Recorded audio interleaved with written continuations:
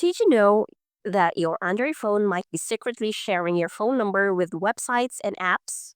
Don't worry, I'm here to show you how to stop this and take back your privacy in just a few easy steps. So, let's get started. Open your Settings app.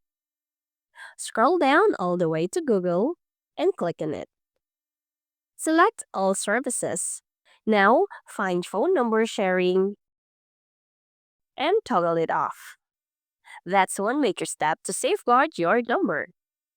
Next, check Google Chrome settings. Open the Google Chrome app. Tap the three dots in the top right corner.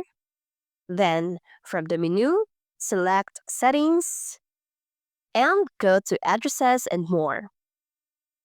Look for Save and Field Addresses, then toggle it off. This prevents Chrome from autofilling your number on website.